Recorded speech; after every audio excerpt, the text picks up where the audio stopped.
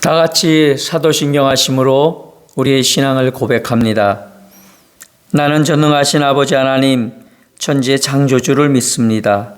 나는 그의 유일하신 아들 우리 주 예수 그리스도를 믿습니다. 그는 성령으로 잉태되어 동정녀 마리아에게서 나시고 본디오 빌라도에게 고난을 받아 십자가에 못 박혀 죽으시고 장사된 지 사흘 만에 죽은 자 가운데서 다시 살아나셨으며 하늘에 오르시어 전능하신 아버지 하나님 우편에 앉아 계시다가 거기로부터 살아있는 자와 죽은 자를 심판하러 오십니다. 나는 성령을 믿으며 거룩한 공교회와 성도의 교제와 죄를 용서받는 것과 몸의 부활과 영생을 믿습니다. 아멘. 오늘 우리에게 주신 하나님의 말씀은 누가복음 8장 25절 말씀입니다. 제자들에게 이르시되 너희 믿음이 어디 있느냐 하시니 저희가 두려워하고 기히 여겨 서로 말하되 저가 뉘기에 바람과 물을 명함에 순종하는고 하더라. 아멘. 오늘 말씀의 제목은 내 믿음이 어디 있느냐 라는 말씀입니다. 오늘 본문의 말씀은 예수님과 제자들이 배를 타고 건너편 지역으로 가시다 일어난 상황의 이야기입니다. 그 바다를 건널 때 광풍이 불고 배가 물에 잠겨갈 때 예수님은 주무시고 계셨습니다. 그때 제자들은 이제 죽게 되었다라는 두려움에 사로잡혔고 급기야는 예수님을 깨워서 우리를 살려달라고 합니다. 그때 예수님께서 일어나셔서 바다와 바람을 꾸짖으시고 난 후에 제자들을 향하여 하신 말씀이 너희 믿음이 어디 있느냐라고 하는 책망과도 같은 말씀이 오늘 본문의 말씀입니다. 네, 예수님이 제자들을 책망하신 건 맞습니다. 그러나 오늘 이 말씀을 조금은 긍정적인 시각으로 한번 바라봤으면 좋겠습니다. 그것은 뭐냐면 내 믿음은 어디에 있지? 나는 이런 상황에 내 믿음을 어디에다가 두고 있을까? 네 믿음이 어디 있느냐? 너 믿음이 있는데 그 믿음 도대체 어디에 두고 있느냐? 라는 의미로 이 말씀을 생각하며 오늘 아침 말씀 묵상했으면 좋겠습니다. 예수님이 굉장히 기뻐하셨던 모습들을 우리는 종종 볼 수 있는데요. 그 대표적인 것은 믿음이 있는 사람들을 만날 때였습니다. 믿음이 있는 백부장, 이방 여인, 예수님은 그들에게 이렇게 말씀합니다. 그들의 믿음을 보고 너의 믿음대로 될지니라. 내가 이런 믿음을 본 적이 없다. 예수님은요, 믿음으로 반응하는 사람들을 기뻐하셨습니다. 그거를 모를 리 없는 제자들인데 왜 그들에게는 믿음이 발휘되어지지 않았고 결국은 너의 믿음이 어디 있느냐라는 책망을 예수님한테 들을 수밖에 없었을까요? 저는 오늘 본문의 말씀 뒤에 너의 믿음이 어디 있느냐라는 질문 뒤에 제자들이 저희가 두려워하고 기히 여긴다는 이 두 가지의 말씀을 통해서 오늘 우리가 우리의 가지고 있는 믿음조차도 발휘하지 못하게 되는 문제가 무엇인지를 생각해 보았습니다. 첫 번째로는 두려워했습니다. 제자들이 두려워한 게 야단 맞는 것이 두려웠을까요? 그것도 두려움이 있었겠죠. 그런데 성경을 보면 제자들이 두려웠던 것은 사실은 그게 아닌 것 같습니다.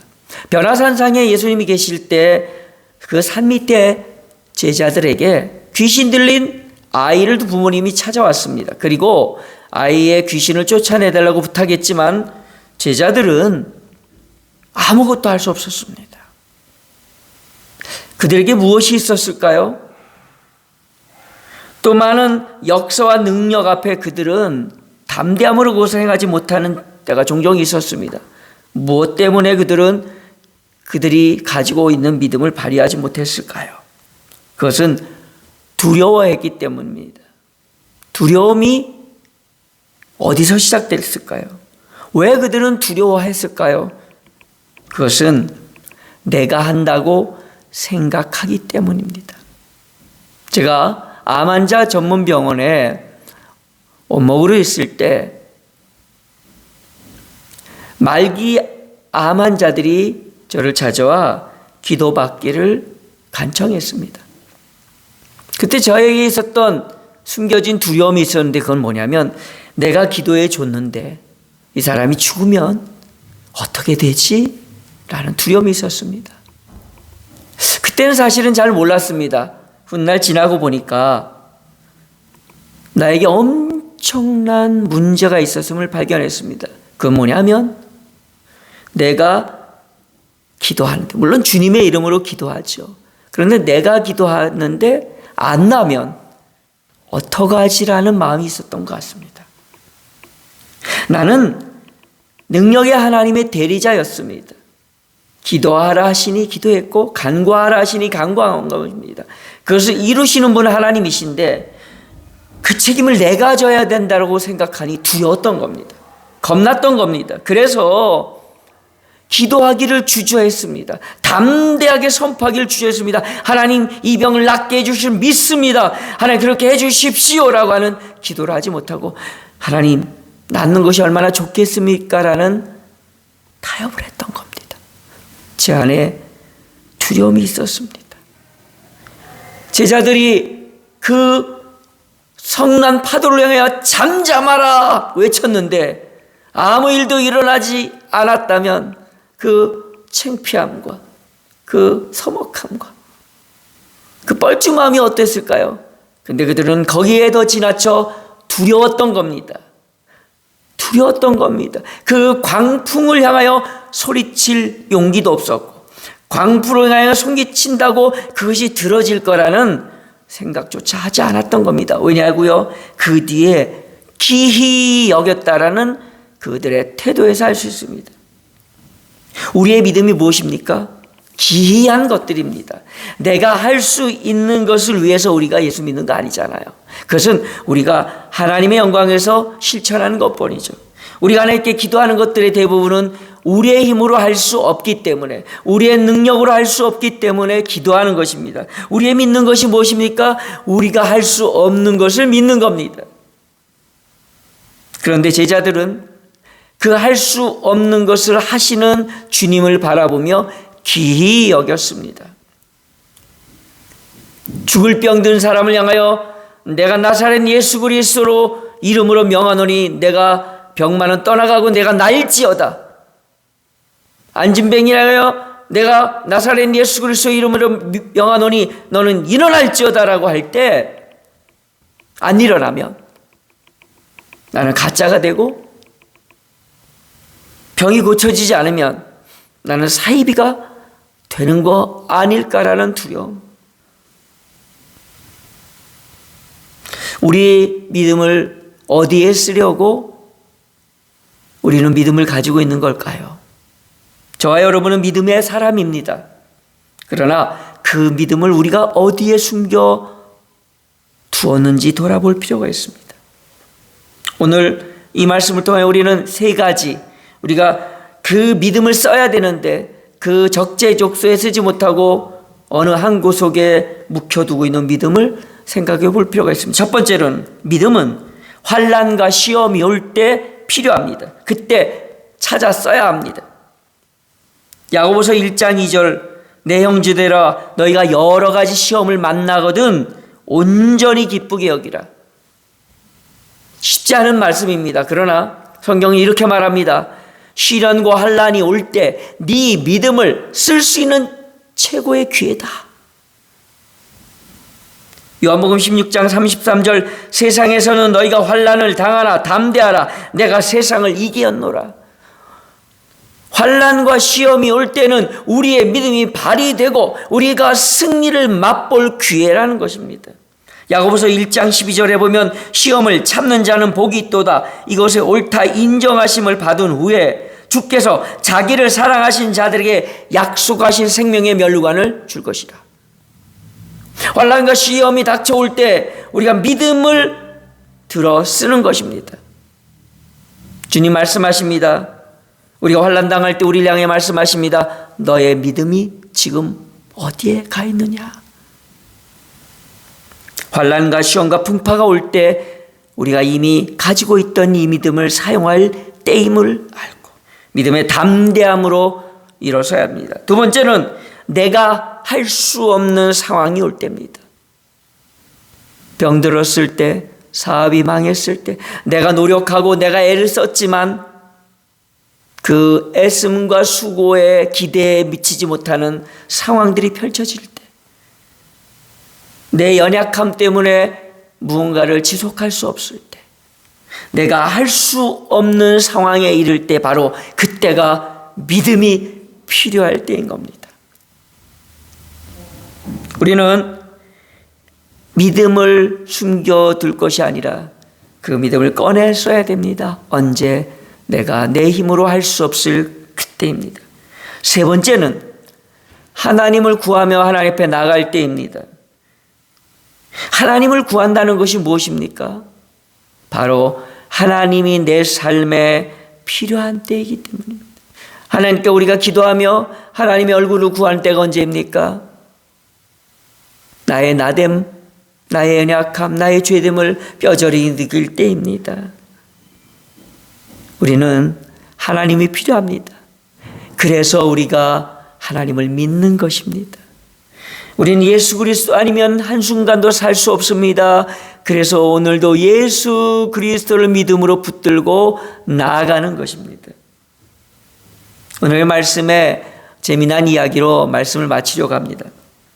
여러분이 다 아는 얘기일 수 있습니다. 알바트로스라는 지구상의 가장 큰 새 중에 하나입니다. 보통 바보새라고 하기도 합니다. 왜냐하면 몸집이 너무 커서요. 지상에 있을 땐 뒤뚱뒤뚱 걷고 잘 못 움직이기 때문에 바보새란 별칭이 있습니다. 그들은 다른 새처럼 잘 날지 못합니다. 왜냐하면 너무 몸이 무거워서. 그런데 한번 공중으로 날아오르면 5, 60일 동안 땅에 내려앉지 않으며 어떤 알바트로스는 몇 년씩 지상에 한 번도 내려오지 않고 나는 경우도 있답니다. 정말 대단한 새죠. 그런데 그들이 처음 날아갈 때 그들만의 비법이 있다고 합니다. 웬만한 상황에서는 날아오르지 못하는데요. 그들은 강한 바람이 불 때, 광풍이 불 때를 오히려 기다리다고 합니다. 그리고 강풍이 불면 절벽에서 뛰어내려 자기의 몸을 그 광풍에 맡긴다고 합니다. 그들의 넓은 날개를 펴고 바람에 자기 몸을 맡기는 순간 그들의 육중한 몸은 창공으로 높이 날아오르고 그 날아오름의 힘을 얻어 그들은 심지어는 5년 6년을 땅에 내려앉지 않고 하늘을 나는 어마어마한 일을 벌여놓는다고 합니다. 우리의 믿음이 어디에 있습니까? 우리는 어디에 믿음을 쓰려고 믿음을 우리 삶 속에 채우고 있습니까? 바로 이 고난의 때, 이 어려움의 때, 낙심하고 좌절할 때, 나의 연약함을 느낄 때, 주님이 간절히 필요할 때 우리의 믿음을 꺼내 담대하게 날개를 펴고 그 믿음의 바람 위에, 그 하나님의 놀라운 은혜의 바람 위에 나를 맡김으로 인하여 우리의 삶 속에 하나님의 놀라운 축복과 은혜가 넘치는 우리의 인생이 되기를 주님의 이름으로 축원합니다. 지금은 기도할 때입니다. 지금은 믿음을 발휘할 때입니다. 기도하겠습니다. 하나님, 이 나라와 이 민족을 바라보며 절망하고 좌절합니다. 그러나 이 시련의 바람이, 이 고난의 바람이 내가 믿음의 날개를 펴고 올라갈 기회임을 알게 하여 주시옵소서. 이 고난이 오히려 내게 유익이 되며 이 연약함이 오히려 내게 능력이 되며 하나님께 더 가까이 나가는 기회가 됨을 믿습니다. 오늘도 주님을 바라며 내 안에 있는 믿음을 주님께로 향합니다. 주님께로 드나이다. 주여, 우리의 연약함을 긍휼히 여겨주시고 믿음의 날개를 활짝 펴고 독수리의 날개치며 올라간 같은 놀라운 은총이 우리의 삶 가운데 이 시대 가운데 넘쳐나게 도와 주시옵소서. 예수님의 이름으로 기도드리옵나이다. 아멘. 하늘에 계신 우리 아버지, 아버지의 이름을 거룩하게 하시며 아버지의 나라가 오게 하시며 아버지의 뜻이 하늘에서와 같이 이 땅에서도 이루어지게 하소서. 오늘 우리에게 일용할 양식을 주시고 우리가 우리에게 잘못한 사람을 용서하여 준 것 같이 우리 죄를 용서하여 주시고 우리를 시험에 빠지지 않게 하시고 악에서 구하소서. 나라와 권능과 영광이 영원히 아버지의 것입니다. 아멘. 오늘도 이 고난과 역경의 바람 앞에 우리 믿음의 날개를 활짝 펴고 날아오르는 이 하루가 되시기를 주님의 이름으로 축원합니다. 믿음으로 담대히 주님 앞에 나가며 기도하며 이 하루 시작합니다. 하나님, 오늘도 우리에게 은혜를 베풀어 주시니 감사합니다. 나의 연약함과 믿음 없음을 긍휼히 여겨주시고 우리에게 주신 그 믿음을 이제 꺼내 이 환난의 때에 우리 믿음의 날개를 활짝 펴는 시간 되게 도와 주시옵소서.